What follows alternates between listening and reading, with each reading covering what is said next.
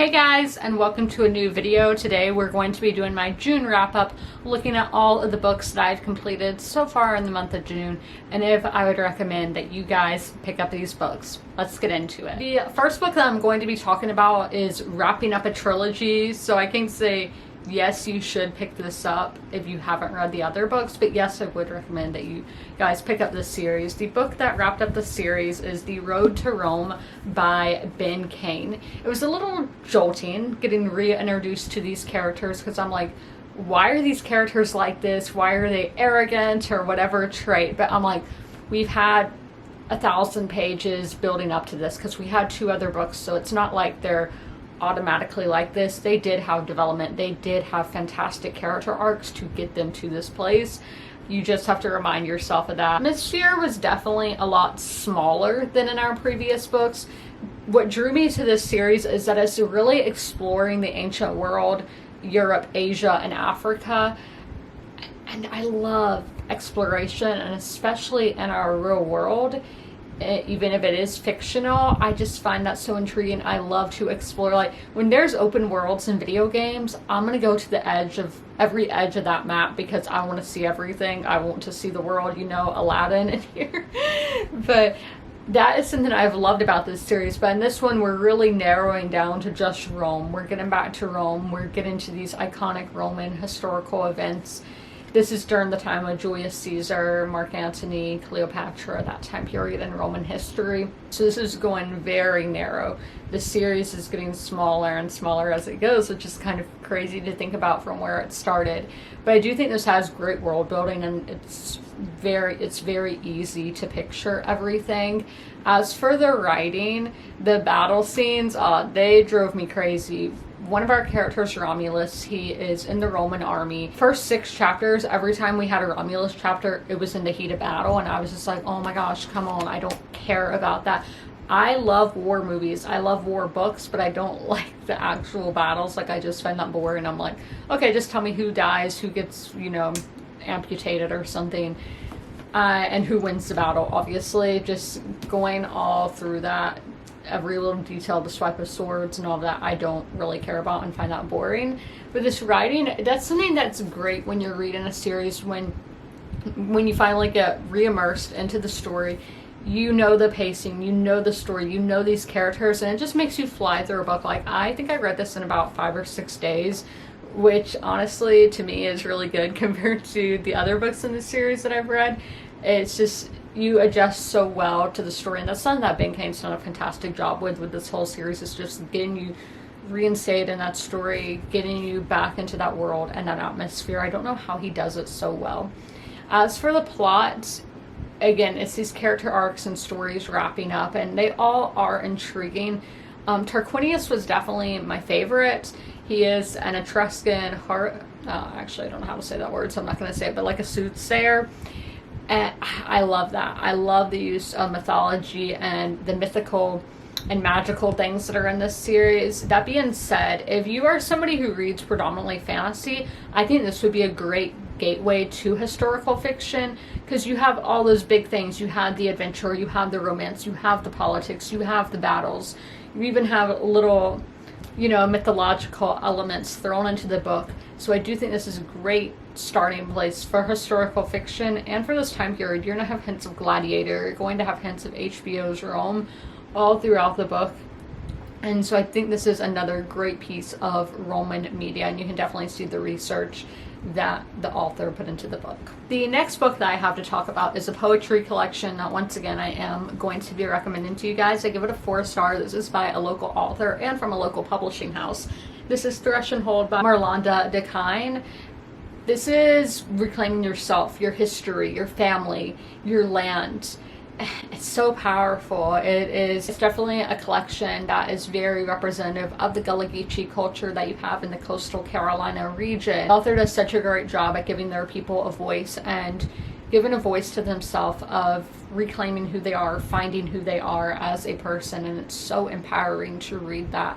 I would love to see a full novel from this writer, because their way of words is fantastic, and it's great to read out loud. That is a great thing to do with poetry, but sometimes I do have a tricky time doing that, but I do think this author had a great way with words. The next book was a mood read, and that is A Rising Man. This is a historical mystery. I really struggle with the characters of mysteries. Mysteries are a formulaic kind of story and mainly focusing on the plot, but our characters here are definitely developed. We have Sam Wyndham, who is a man with kind of a mysterious past. Nobody around him really knows about him.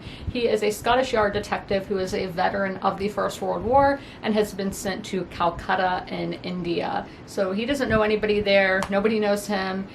He has that mystery and that aura around him. So he does have those layers of being a veteran, having PTSD, and the Spanish flu obviously is another part that adds to his PTSD, and just this very troubled past, and he's trying to find his place in the world again, being in an all completely different world than the Britain he calls home.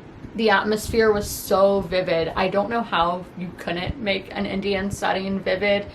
It is just so, you're put into it, your senses are evoked. It's a very evoking story. You can smell everything, feel everything, see everything, hear everything that is being done on the page, and it's just so incredibly vivid. And I loved that the author really took advantage of the setting and the historical time period when the book is taking place. Now, the writing is very descriptive because, as I said, it is really building that world and doing a fantastic job at that. But it does get kind of tiresome to read after a while, just very descriptive, very dense, where I'm just like, okay, can we get to the point? So there were definitely some pacing issues there. As for the plot, I'm not really a big mystery person, but I did love the themes of how class, race, nationality, religion is all viewed in India at this time period, and this system that was in British India. This was a really eye-opening book, and it taught me a lot of history and makes me want to go down different paths in my reading to learn more about this time period and this place that is India. If Rick was your favorite character on The White Lotus, then I think you should pick up this book, because again, a man with a spotty past, he's on a mission. Same with Narcos. We had a plot line in here where we're going after this terrorist organization. Yeah, there were terrorists back 100 years ago. Who knew? It really reminded me of Narcos when they're going after Pablo Escobar. Then if you like 1917, I think you should pick up this book, because again, it's that time period, and again, kind of a spotty past that he doesn't really talk about, and a man on a mission. The graphic novel that I picked up in the month of June was a nonfiction graphic novel. It is this man's memoir. I am talking about Blankets by Craig Thompson. This one is so relatable if you had an evangelical upbringing, because that is what Craig Thompson had. His was a lot more religious than mine, but this is so refreshing to read about somebody having a similar experience that I had. Now, my path did not go the same way that his path did, and I didn't go through a lot of these same difficulties that he went through. I was very privileged and blessed in that regard, because he went through some hard stuff. And something with the art style, I really liked how the art style evolved as our character grew older. So you're going to start with kind of a more animated, cartoonish style, and it just gets more developed as the character ages, and I do think that's super cool. I think this art style was super cool, and again, I just found this book to be incredibly relatable, and there were a lot of discussions that were very reflective. So I would say maybe I'm picking this up because I know a lot of people aren't going to want to read these religious themes and seeing somebody's mental, psychological things of how they feel about religion. I can see non-religious people not wanting to read this, and I can see religious people who aren't going to like this. So that is why I'm going to recommend this with a maybe. Now we have a new release. It's so rare for me to pick up a new release, like buy it, read the book the same week. That never happens. I'm talking about Atmosphere by Taylor Jenkins Reid. This is going to be one of those books of the summer, you know. With the characters, I don't know if this is a hot take. I think Joan Goodwin is borderline a Mary Sue character. Like, yes, she does have her flaws and everything, but it's like she's so perfect compared to everybody else in her lifestyle. The character, but I did find her extremely relatable. She was having thoughts where I was like, oh my gosh, other people had these same thoughts. I'm not alone. And that is so great when you can feel represented in a book. As I said, she was the most relatable to me, but the character I was most drawn to was Vanessa. But like, she's a baddie. Like, she is just the cool girl. and like actually cool, you know, not the popular girl, but like, you know, when they like smoking cigarettes cool with the leather jacket kind of cool. That's what I'm talking about, that kind of cool.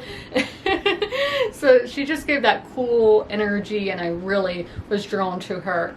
But we have a lot of characters. We're introduced to a lot of characters because this is following a group of astronauts on the space shuttle, and you need a lot of people to man that kind of machine, right? And we're introduced to them all so quickly that I'm like, oh my gosh, this is a lot of people at once. How am I going to keep track of their names and everything? But I was like, this is the author who wrote Daisy Jones and the Six, which is about a 6-person band, so that's, you know, quite a lot of characters, but that story is told in a completely different way than this story.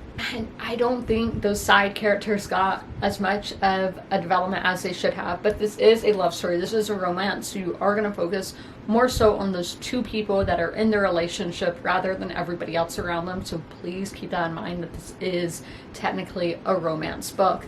Now, there were some character suicides, if you will, where I just do not like how they were done. First, we have Lydia, who was the more redeeming. I think she was there for the sake of having the unlikable one in the group. She is a very determined person, very passionate person, and those are her redeeming traits. That I do think she is very strong-willed, and she is dedicated to getting on this mission to being one of the first female astronauts.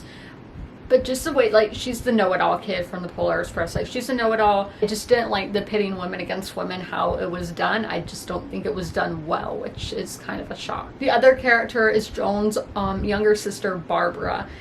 No redeeming traits there whatsoever. And I can understand why these characters are the way that they are. And you don't have to be redeemed. You don't have to have that. But if you're annoying me where I'm wanting to throw the book, that's not an enjoyable experience, and I don't want to read that. So I really hated how the characters of Barbara and Lydia were handled, because I think they could have been handled in a much better light, and I've seen Taylor Jenkins Reid be able to handle unlikable characters before, but here she, I guess, was more focused on the romance. The atmosphere definitely reads of the time period that's taken place in the 1970s and 80s, so I do think this is the perfect middle ground between the two kind of books that Taylor Jenkins Reid has written in the past. She has her contemporary romance books, and then she has her historical famous women quartet. This is the perfect middle ground of those two genres that she has written with. So we do have a historical setting, as I said, with the 70s and 80s and just the building of the space shuttle program. She did tremendous research, because I have read books about the space shuttle, the Challenger, by Adam Higginbotham. I read the book that he wrote about the Challenger incident, and you can just tell this reads so much like that, of what Houston was like and what it was like being an astronaut in that time period. As for the writing, not my favorite writing style, but I still think Taylor Jenkins Reid is a good writer. The only complaint that I have is at some points I would get confused on who was talking, because we would just have a lot of dialogue and I would lose my place, so I'd have to reread, so it was lacking some clarity there. As for the plot, as I said, this is definitely more of a romance, so don't go into this thinking this is going to be all about being an astronaut. No, it is definitely more so a romance novel, and during that big middle chunk of the book, it's going to be focused on the romance, on the relationships in the book, rather than being an astronaut and going through all the trials and tribulations that you have to go through to get to outer space. So just keep that in mind. I want y'all to know that it is a love story. This is a love story more than it is a historical fiction, more than it is a story about astronauts. This is a romance novel about people who are astronauts. Our tropes would be workplace romance, forbidden romance, that kind of thing. So just be aware, because I've seen a lot of reviews where people were going into this thinking that, oh, it's going to be about a love for space or something. No, this is a love between two people falling in love with one another. That's what it's about. Now, the ending is like very controversial, and okay, going kind of back to the characters, when we had things happening to these astronauts, I didn't feel anything, because it's a cold open. You're at the opening, they're going through this really traumatic situation, and I was just like, I don't know who these people are, so I don't really care what's happening to them.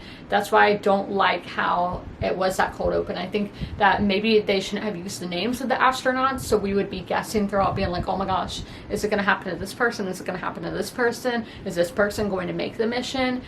I think that's personally how I would have done it. I wouldn't have used names, or I would have done this in a chronological order rather than a non-linear order.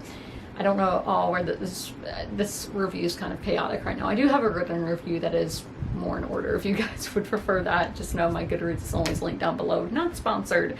But, so when our romance got put on the line, that is when I was emotional. It was an emotional roller coaster. A lot of people just don't like how the writer did it. I personally, I wouldn't say I hated it, but I am kind of curious of what would have happened if it had gone another way. So I did love this book. This was a 4.25, so this was a fantastic book. This is not an all-time favorite, and I don't think it's the best she's ever done. But yes, I would extremely recommend that you guys pick this book up this summer. The next book that I have to talk about is another poetry collection, and this was once again a nonfiction memoir. Kind of a theme this month. That was not intentional. This is about a man in France who is working at a fish factory, and then he works in a slaughterhouse. This book didn't do a whole lot for me. I think some of that fall. Oh, and this is On the Line by Joseph Ponthus, translated by Stephanie Smee. I think the translation did make this kind of clunky for me because, as I said, I like to read poetry out loud, and I kind of struggled with reading it out loud. So it was kind of clunky in places and didn't flow very well. Again, I think that can fall to the translation, but it was very eye-opening, and nonfiction really humanizes the world for me. In the very end of the book, the author is talking about nobody really thinks of how that hamburger gets on their plate, how that fish gets on their plate, and all the different hands that it has to go through before it gets, you know, on your plate and your belly. There's a lot that happens, and this book will make you want to go vegan. Now, Southern cooking is too good, where I have really struggled with times where I've tried to go vegan in the past. It's not going to happen for me. Never say never though, but this book will make you want to go vegan, because just seeing the mentality of what the animals have to go through, but the people, if you are like a humanitarian and seeing what people have to go through, witnessing these animals going to their deaths. Now, I know some people just don't care and they're like, yeah, that's food, that's the circle of life. Like, I cannot imagine working in a slaughterhouse. How do people do it? I have no idea. So this book will be extremely eye-opening for what that is like for people working in those kind of places. The last book that I have to talk about was the book that my book club read this month, and that is The Vanishing Half by Britt Bennett. These characters, this is a very fascinating character story. We have our two sisters who I would say are our main characters. They are our more developed characters, and this is a story so much about race and passing. I had a very hard time picturing these women in my head when that is such a prevalent plot line on the color of somebody's skin and what they look like. You would think there would be more descriptive writing, but that wasn't the case here for those sisters. I really liked the character of Stella. Like, was drawn to her. She was the one I was most entertained by, because she is a woman who was born black in Louisiana, but is now and mind you, in a historical setting. They were born in, I would say, the 1930s, and then we see her life goes on as she chooses to pass as a white woman in high society.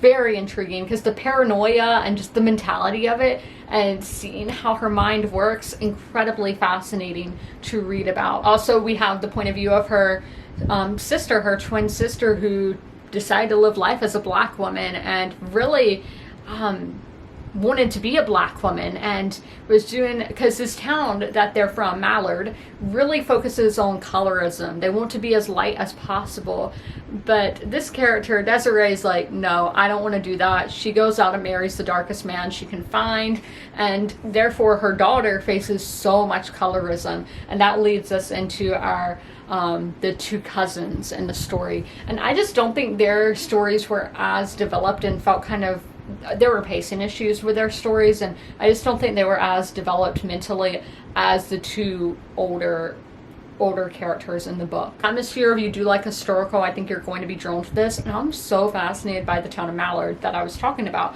It was discovered by their ancestor, who was the son of a slave master, and he was freed. No, he was the black son of a slave master, and he was freed by his father, and he finds this town, you know, and makes this town, and it's kind of like a utopia for these people. And I'm so fascinated by how this was viewed by other darker black people, how it was viewed by white people in Louisiana. I think there's just so much history there to unravel, and I would love for Britt Bennett to write more books that take place in this world because I was really drawn to the setting.